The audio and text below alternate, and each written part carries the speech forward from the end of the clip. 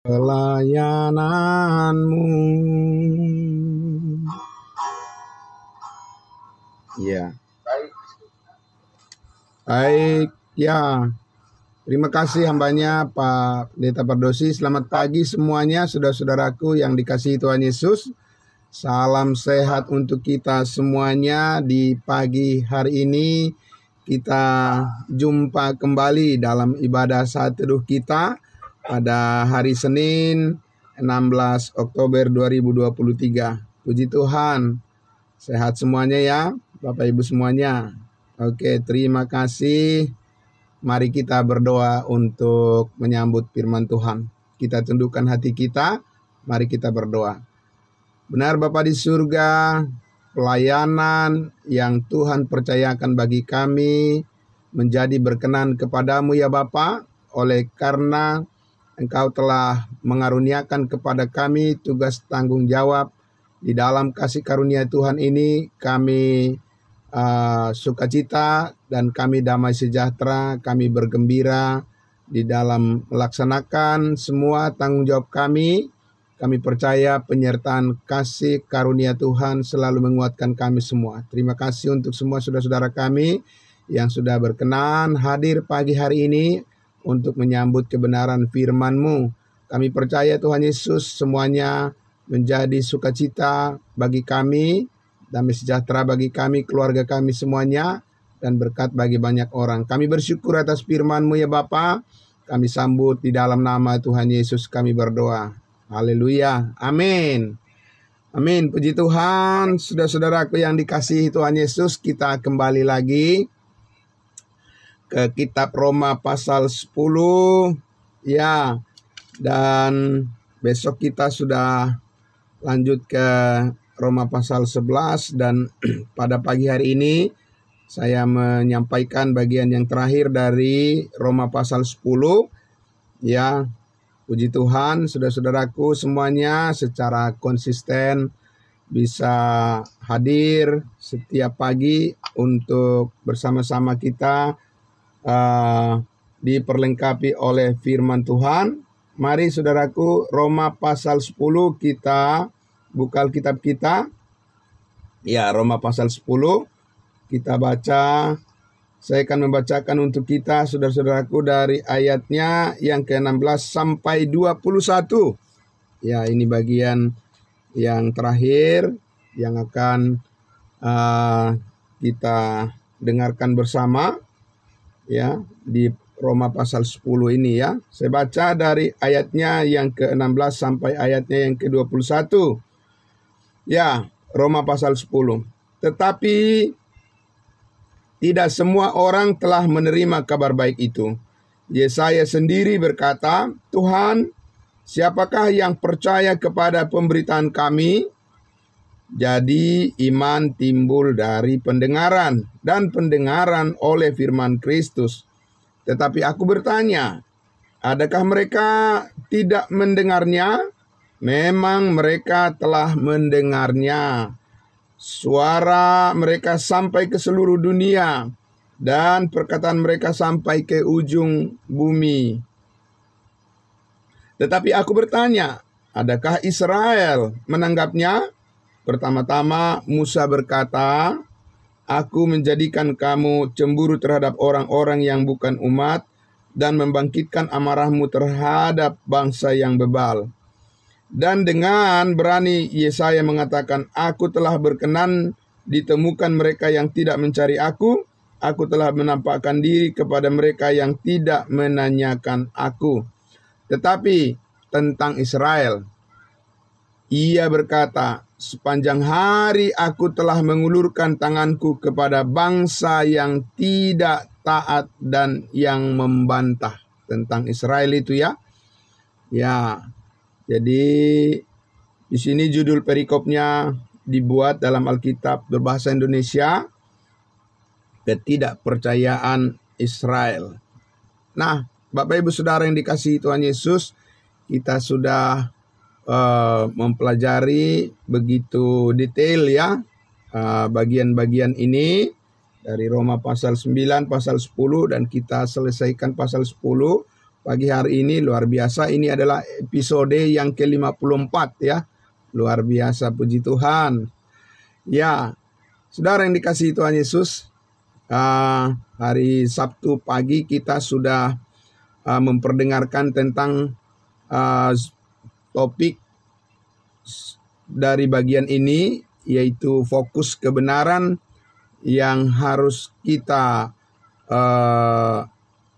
tujukan adalah saat ini harus kita sampaikan kepada mereka yang bersedia mendengarkan dan menerima ya kebenaran Injil kasih karunia Allah. Bukan fokus kita kepada mereka yang menolak atau kepada yang tidak setia kepada kebenaran itu. Amin.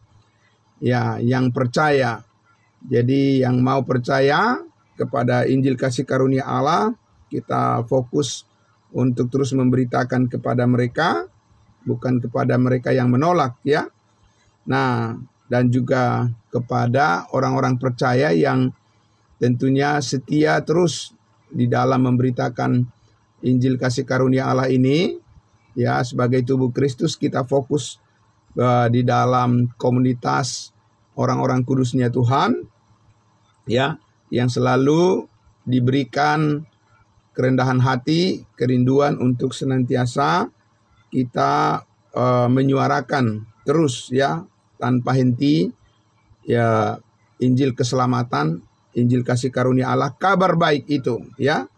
Dan meskipun dikatakan kita belajar dari pengalaman bangsa Israel ya, di ayatnya yang ke-16 dikatakan di situ, tetapi tidak semua orang yang telah menerima kabar baik itu, tidak semua, malah mayoritas ya, kebanyakan dari orang-orang Israel menolak kabar baik, berita sukacita yang disampaikan oleh Allah melalui para nabi-nabinya Tuhan kepada orang Israel.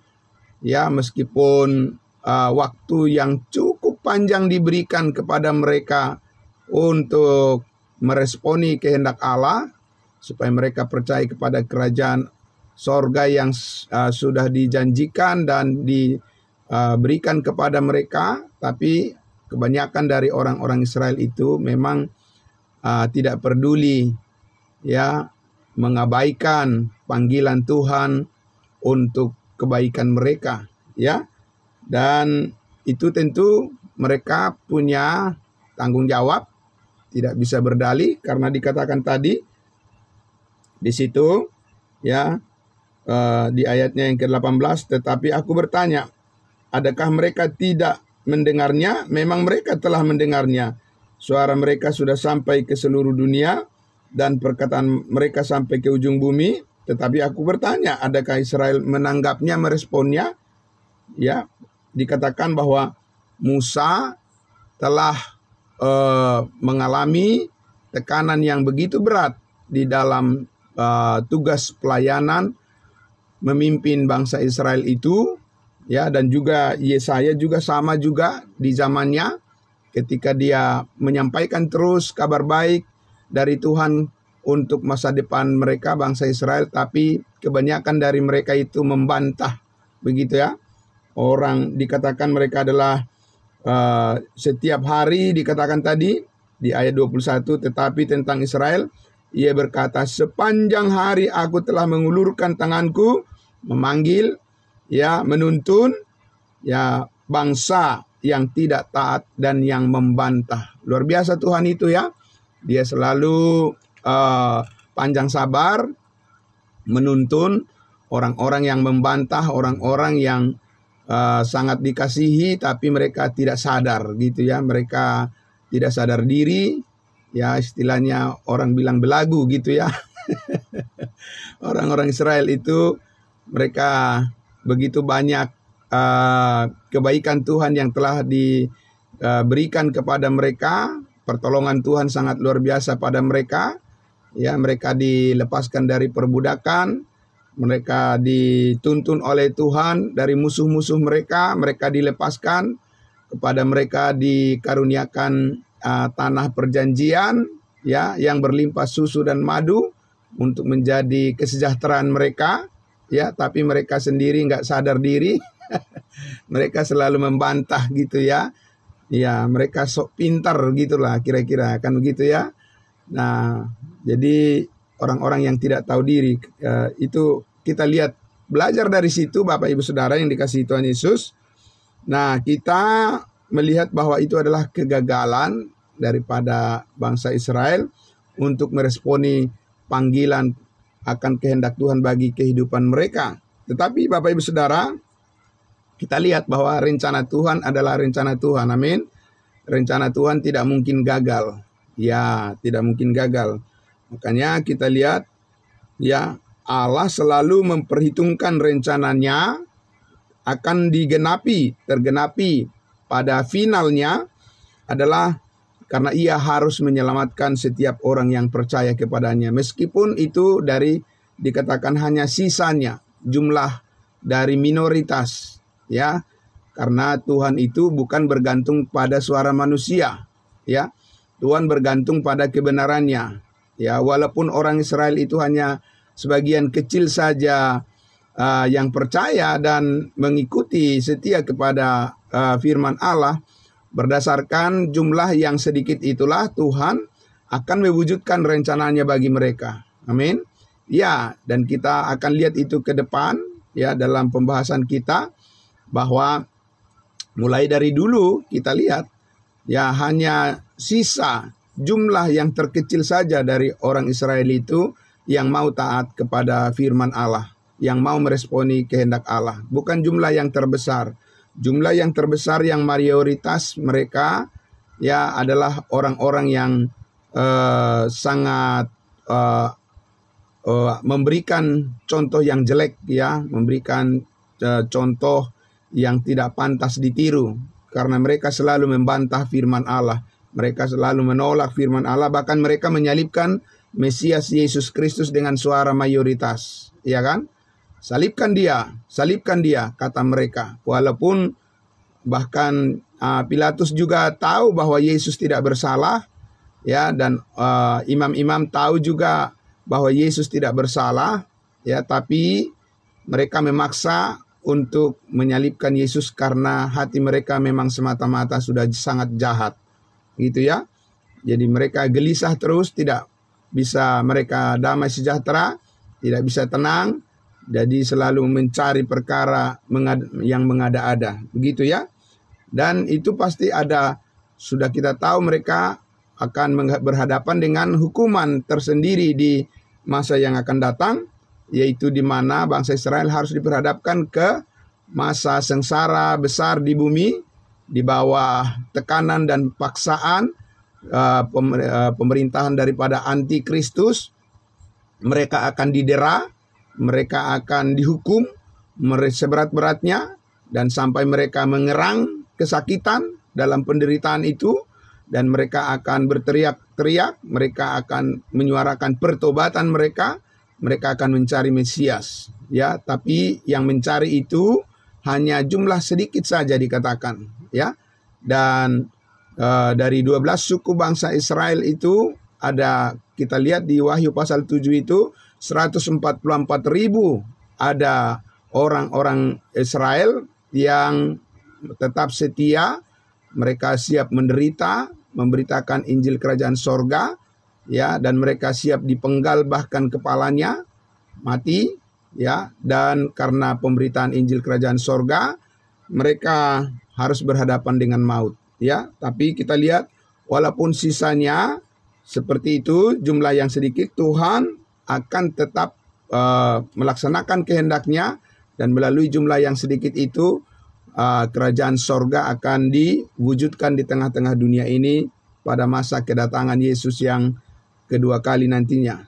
Tapi kita tahu bahwa sebelum hari itu tiba, hari pencurahan murka Allah tiba, hari masa sengsara besar di bumi ini, kita sudah terlebih dahulu diangkat di awan-awan oleh Yesus Kristus Tuhan kita. Amin. Karena kita sudah pasti diselamatkan dari murka Allah. Kita tidak akan mengalami hukuman itu.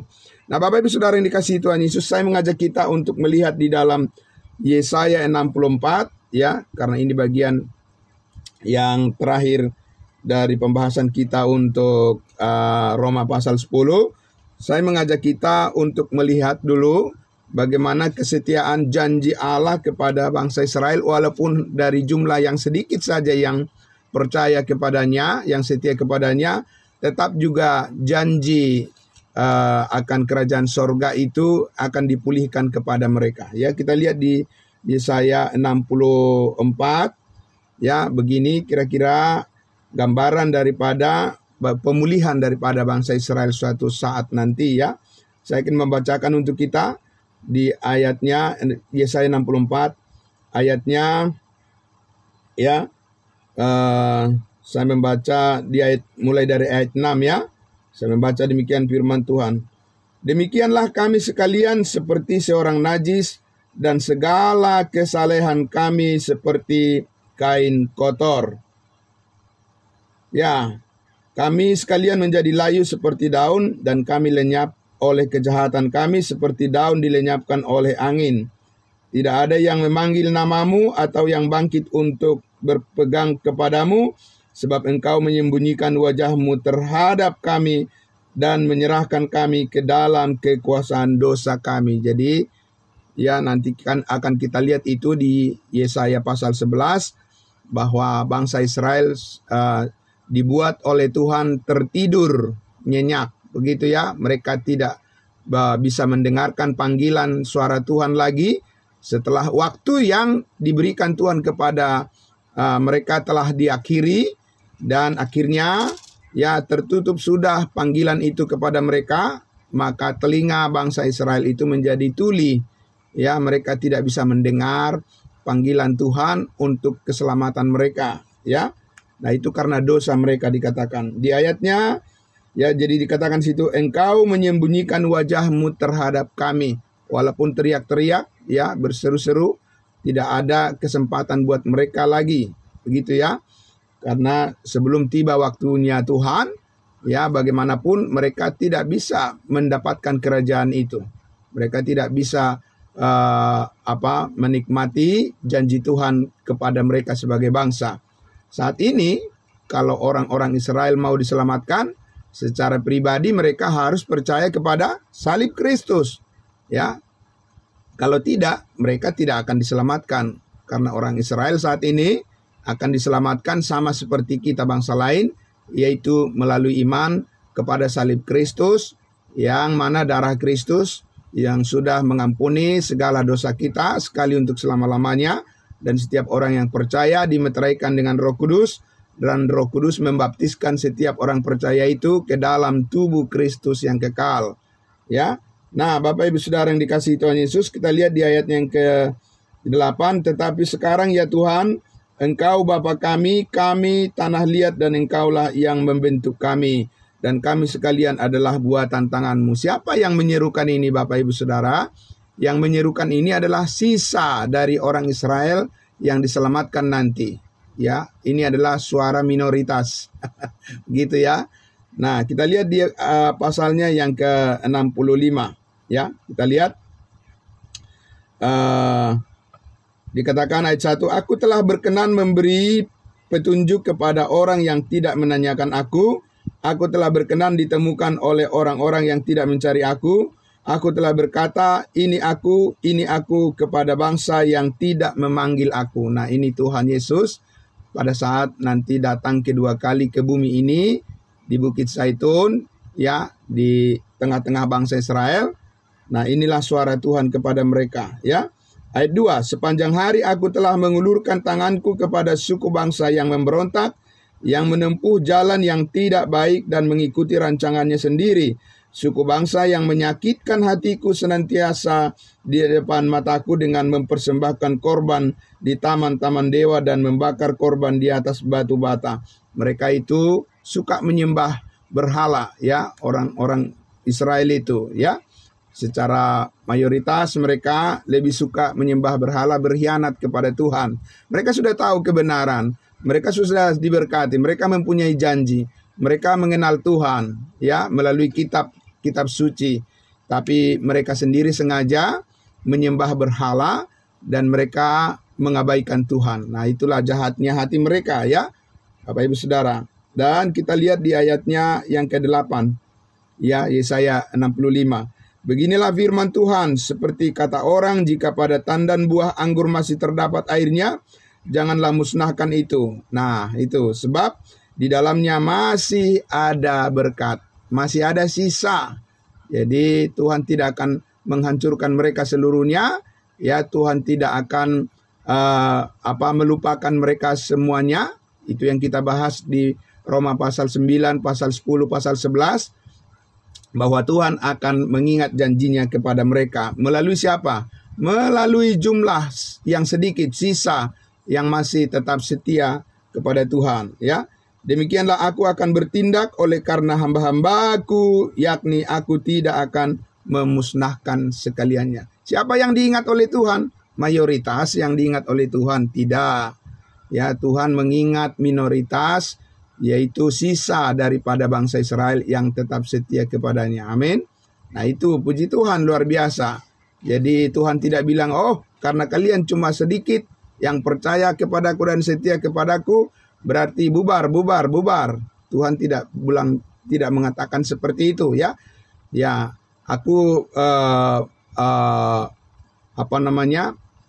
melupakan dan membatalkan janjiku kepadamu. Tuhan tidak mengatakan itu, Bapak Ibu Saudara. Dia tetap setia kepada janjinya, sekalipun melalui jumlah sisa yang sedikit saja yang setia kepada Tuhan. Ya, kita lihat ayat 9. Aku akan membangkitkan keturunan dari Yakub dan orang yang mewarisi gunung-gunungku dari Yehuda. Orang-orang pilihanku akan mewarisinya dan hamba-hambaku akan tinggal di situ. Ya, jelas ya Bapak Ibu Saudara ya. Tuhan tetap setia kepada janjinya.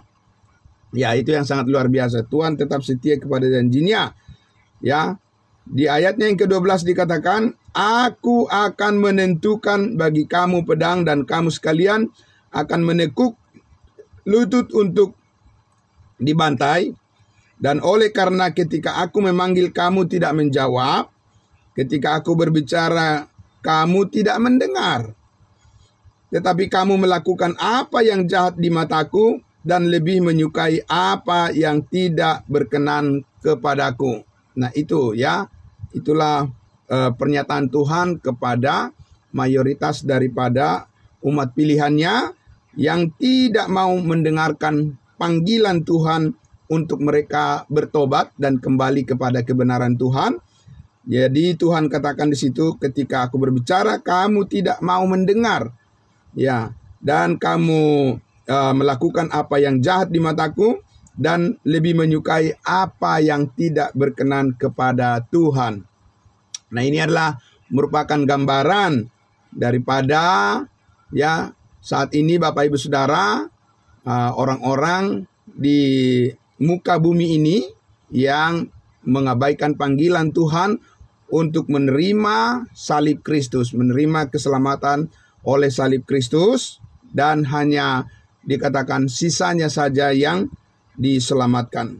Ayatnya yang ke-13. Sebab beginilah firman Tuhan Allah, sesungguhnya hamba-hambaku akan makan, tetapi kamu akan menderita. Jadi akhirnya bangsa Israel itu menjadi terbelah dua. Ya, sebagian kecil sisanya percaya dan setia kepada Tuhan. Sebagian besar dari bangsa Israel itu orang-orang yang memberontak kepada Tuhan. Ya, itu yang kita lihat di sini. Tapi Tuhan katakan di sini bahwa Dia berpihak kepada hamba-hambanya, orang-orang pilihannya yang tetap setia kepadanya. Ya, jadi walaupun hanya jumlah sedikit, tetap Tuhan setia kepada janjinya. Kita lihat di situ, ya, dikatakan sesungguhnya tetapi kamu akan menderita kehausan, sesungguhnya hamba-hambaku akan bersukacita, tetapi kamu akan mendapat malu. Nah, itu seperti pada zaman ketika Yesus hadir di tengah-tengah dunia ini, ya, di tengah-tengah bangsa Israel, mereka mayoritas menolaknya. Hanya sebagian kecil saja, sedikit saja dari orang Israel, ya, dibandingkan dengan jumlah mereka yang banyak itu, hanya sedikit saja dari mereka yang mau tetap setia dan percaya kepada janji Tuhan. Tapi walaupun yang sedikit itu, Tuhan tetap akan memperhitungkan itu sebagai dasar bagi Tuhan untuk memulihkan kerajaannya bagi bangsa Israel. Jadi Tuhan tidak bergantung pada mayoritas suara manusia, karena Tuhan mempunyai kebenaran, ya, dengan sekalipun dikatakan hanya jumlah sisa dari bangsa Israel yang percaya kepadanya, tapi Tuhan akan mewujudkan janji kerajaan itu bagi mereka. Amin. Tuhan konsisten dan tidak menyangkali janjinya, ya. Nah, karena dia terikat dengan kebenaran, maka Tuhan akan mewujudkan apa yang dijanjikannya, kerajaannya bagi bangsa Israel. Suatu hari kelak itu akan dipulihkan, ya. Ayat 14 dikatakan, sesungguhnya hamba-hambaku akan bersorak-sorai karena gembira hatinya, tetapi kamu akan mengerang karena sedih hati, dan kamu akan menangis karena patah semangat. Nah, itu kita sudah tahu bahwa ini akan terjadi nantinya pada masa di mana dimulai dengan pemerintahan antikristus. Ya, akan banyak juga orang Israel yang akhirnya berpihak kepada antikristus karena mereka tidak setia, ya, kepada Tuhan Yesus, tidak setia kepada kebenaran. Akhirnya mereka berpaling dan mereka memilih untuk mengikuti antikristus. Itu suatu saat di hari kelak, tapi dikatakan sebagian dari orang Israel akan tetap siap menderita karena kebenaran. Dan melalui orang-orang yang setia itulah Tuhan akan mewujudkan kerajaannya di bumi ini. Yesus akan datang memulihkan mereka. Jadi sekali lagi, Bapak Ibu Saudara, saat ini adalah kesempatan bagi kita sebagai orang-orang yang percaya belajar dari kegagalan daripada bangsa Israel, menerima Yesus sebagai Mesias. Maka saat ini kita menyuarakan tentang salib Kristus, keselamatan di dalam karya salib Kristus, di dalam kebenaran oleh karena pencurahan darahnya yang mengampuni, yang telah mengampuni, menebus segala dosa kita, segala dosa umat manusia di dunia ini, dan setiap orang yang percaya diberikan kesempatan seluas-luasnya saat ini untuk menerima hidup yang kekal. Nah, Bapak Ibu Saudara yang dikasihi Tuhan Yesus, maka itulah kemurahan hati Tuhan di setiap zaman. Tuhan selalu menyediakan, ya, waktu dan tempat dan orang-orang yang dipilihnya, ya, walaupun jumlahnya minoritas, tapi suara kebenaran itu adalah suara mayoritas. Karena apa? Mayoritas dalam arti kebenaran itu mempunyai kedaulatan untuk menentukan pada akhirnya kehendak Tuhanlah yang terjadi, kehendak Tuhanlah yang terlaksana, bukan kehendak manusia. Seperti belajar dari pengalaman bangsa Israel.